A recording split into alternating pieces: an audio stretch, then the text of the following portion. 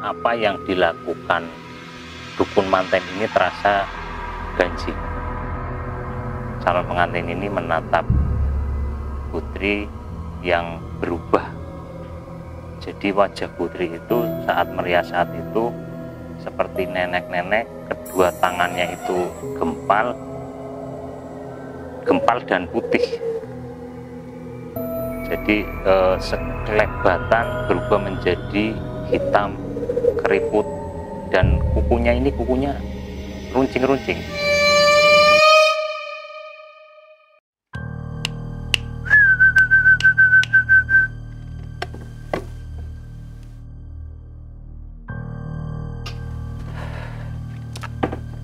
Assalamualaikum warahmatullahi wabarakatuh. Salam Rahayu. Kembali lagi di Ngromea Medeni bersama saya Guntur Saketi di segmen Kikir, Kisah Kiriman. Kali ini Romet kembali hadir dalam segmen Kikir, dan di segmen ini kami tidak menghadirkan narasumber, akan tetapi kami menceritakan kisah kiriman dari para sedulur Romet. Sebelum bercerita kisah ini, izinkan saya mengingatkan bagi para sedulur yang belum subscribe, silakan subscribe untuk memberikan semangat tim kami agar terus berkarya dengan cerita yang lebih menarik. Bagi sedulur Romet yang belum subscribe, yang sudah subscribe, saya ucapkan terima kasih. Semoga kebaikan kalian akan mendapatkan balasan dari Allah Subhanahu wa Ta'ala. Kisah kiriman ini datang dari sedulur Romet asal Pemalang, sebut saja Ibu Ida, dan kisah ini terjadi di tahun 2012, tepatnya di bulan Juni, bertepatan dengan bulan ini. Makanya sedulur Romet dari Pemalang ini menceritakan bahwa walaupun dia ibu rumah tangga tapi memang senang mendengarkan cerita-cerita misteri, sehingga apa yang dia alami pengen diceritakan di Romet. Jadi di bulan Juni 2012 ini Ibu Ida melaksanakan pernikahan. Pernikahan Ibu Ida ini menggunakan adat Jawa dan banyak prosesi-prosesi dari mulai akad nikah hingga setelah pernikahan. Bagi calon mempelai biasanya diwajibkan untuk puasa dan pingitan, karena adat Jawa biasanya kalau pengantin terutama pengantin perempuan ya, agar terlihat lebih pangling atau terlihat lebih cantik, itu biasanya dilakukan puasa dan dipingit. Kebetulan waktu itu Ibu Ida, ibunya juga perias pengantin. Namun biasanya kalau ibunya perias pengantin, nggak merias anaknya yang biasanya nikahan. Nah, Bu Ida ini termasuk menggunakan jasa perias lain saat mulai siraman sampai dengan prosesi pernikahan. Seminggu sebelum hari H tidak ada yang aneh. Bahkan Bu Ida sempat bertemu dengan perias pengantin yang namanya Putri. Jadi Bu Ida ini berbincang mengenai alur nanti sebelum akad nikah, dari mulai siraman, kurisan itu memotong rambut bagi calon pengantin, pengajian, midodareni hingga akad nikah. Tak terasa waktu maghrib tiba.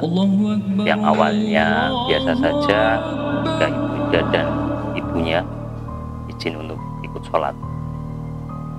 Ini perias pengantin ini Bu Tri seperti kebingungan, linglung dan diam melamun. Kejadian ini Bu Ida dan ibunya ini tidak dihiraukan, karena mungkin putri ini, perias pengantin ini memikirkan hal sesuatu untuk persiapan perhiasan pengantinnya. Kemudian di hari siraman, jadi kan udah mulai rame orang-orang yang ikut membantu, istilah kalau zaman sekarang mungkin namanya juga rewang ya, para yang rewang, kemudian tim dekor, tim sound, dan beberapa sanak saudara Ibu Ida ini juga berdatangan, termasuk mungkin teman-teman baiknya yang ingin mengikuti proses hari H ini. Ibu Tri dan calon pengantin ini berada di kamar pengantin, didampingi oleh Mbak Wahyu. Mbak Wahyu ini salah satu asisten perias. Dengan cekatan Putri merias Bu Ida. Awalnya berjalan lancar, namun ketika Putri memakaikan hiasan melati, Putri ini mulai ngoceh sendiri. Jadi ngocehnya tuh nggak jelas. Kemudian Bu Ida ini sempat memegang tangannya Putri, yang kemudian perias pengantin itu, dan tangannya itu terasa sangat dingin. Padahal hanya di ruangan itu tidak menggunakan AC, hanya menggunakan kipas angin. Tak berselang lama, Putri tersenyum dan menunjukkan bunga sedap malam yang ada di kamar pengantin itu. Dan Putri berkata, "Mbak, jangan lupa bunga jatahku." Ibu Ida pun kaget karena Putri meminta bunga itu. Langsung Mbak Wahyu yang merupakan asisten dari perias pengantin itu memberikan satu bunga sedap malam yang masih kuncup. Setelah Putri kembali seperti semula, Bu Ida ini hanya terdiam dan mencoba mencerna kejadian itu, karena Bu Ida merasa bahwa apa yang dilakukan dukun manten ini terasa ganjil. Kemudian serangkaian prosesi siraman, urisan, serta midodare ini berjalan dengan lancar. Perias pengantin ini, Putri berpesan untuk acara besoknya bahwa beliau akan datang jam 5 pagi. Saat Putri itu memberikan pesan, Bu Ida itu mencium aroma bunga yang amat menyengat dan ada bau kemenyan yang lumayan bikin Putri ini kepalanya pusing. Malam itu Bu Ida juga nggak berpikir macam-macam, tapi memang ada kepikiran kejadian yang tadi, itu perias pengantin ini kok meminta bunga sedap malam, kemudian bau di badannya itu bau kemenyan yang sangat menyengat. Setelah itu berlalu, setelah keesokan harinya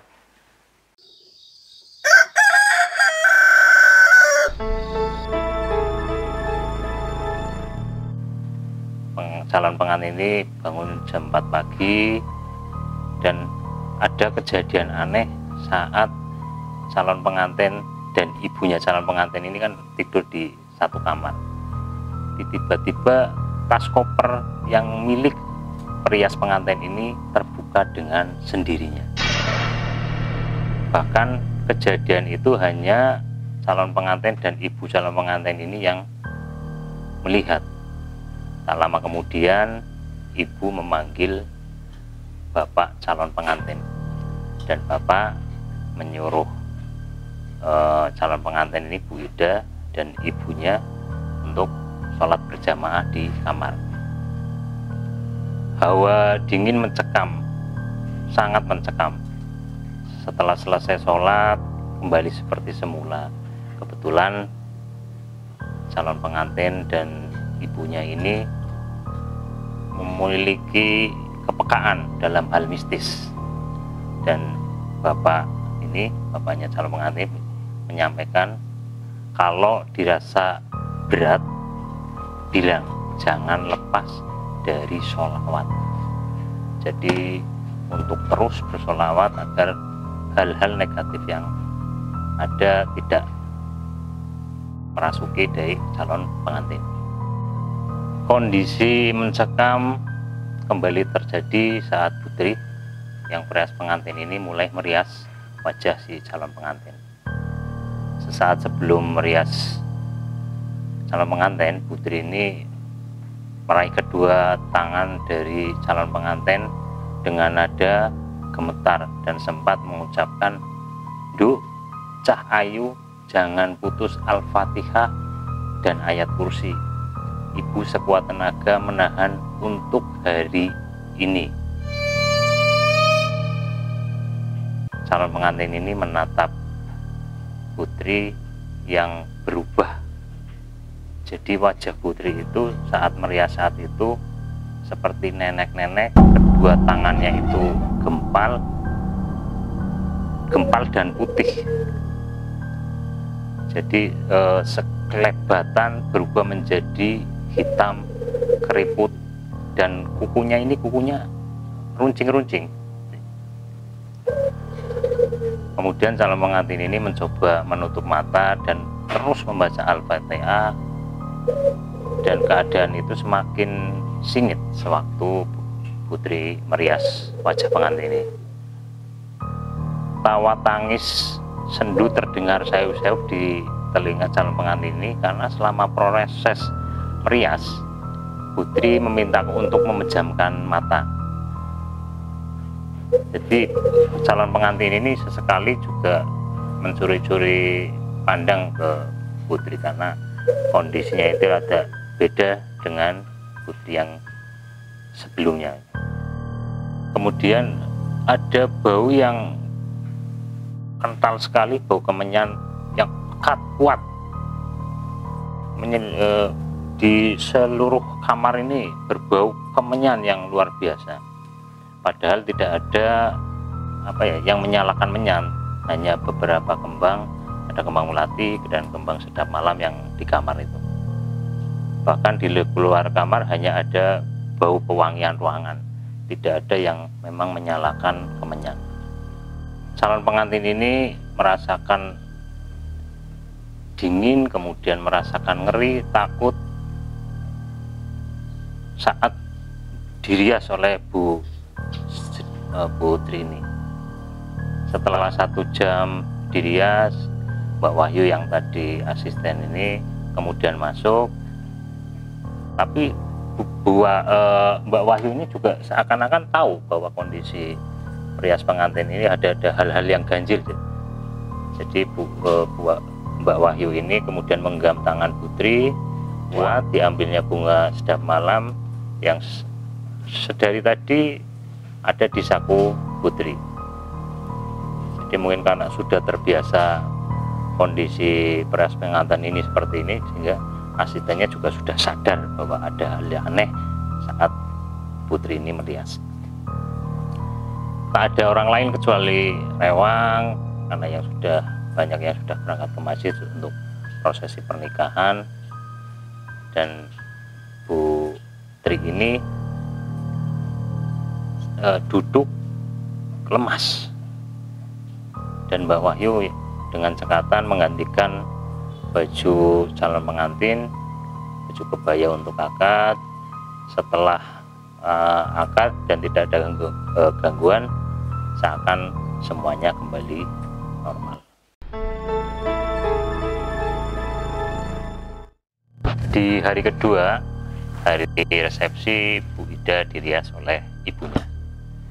Di sela-sela merias, pengantin ini menceritakan kejadian yang kemarin kepada ibunya.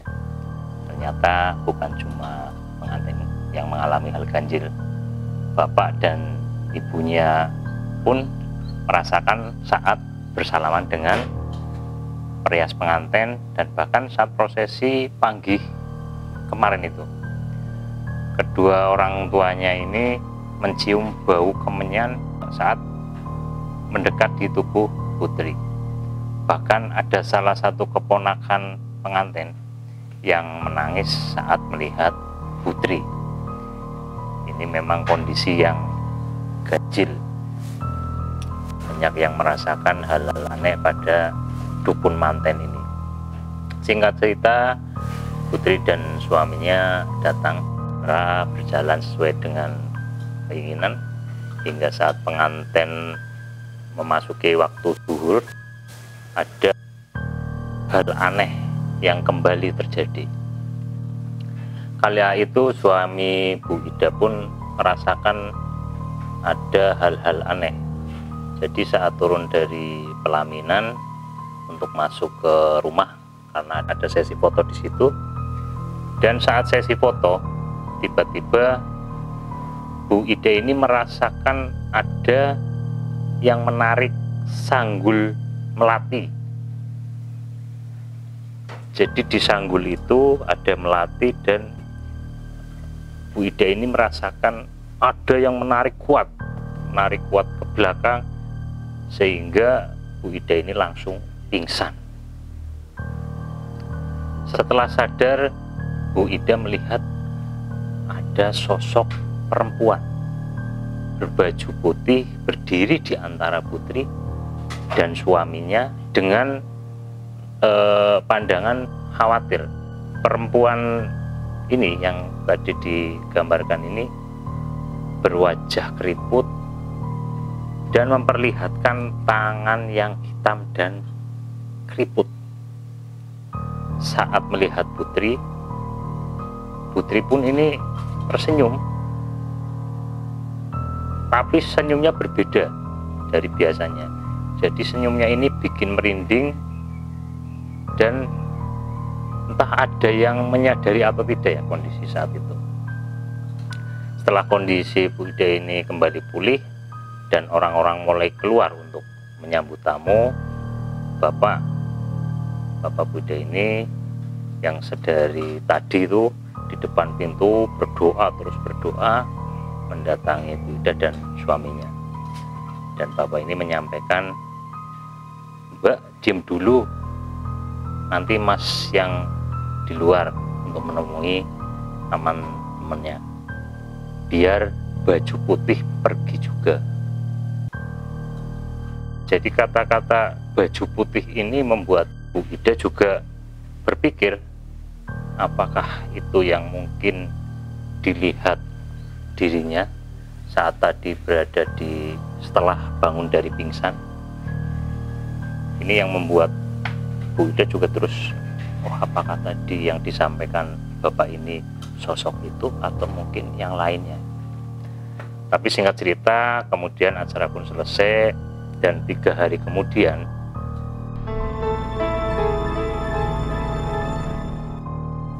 Bu Ida dan orang tuanya mulai membayar kewajiban yang harus memang dibayarkan, kayak semacam dekorasi, kemudian yang rewang, sound, dan tim perias lainnya. Sore hari suami istri baru ini berangkat ke Gria Rias, salah satu Gria Rias di Pemalang yang berada di daerah deretan Ruko Pemalang. Pengantin ini bertemu dengan Putri, tapi memang kondisinya sudah berbeda. Jadi Putri ini sudah terlihat segar dan sehat, tidak seperti tadi yang memang dalam kondisi berbeda lah. Karena penasaran dengan kejadian ganjil saat merias, akhirnya menceritakan kepada Putri dan suaminya.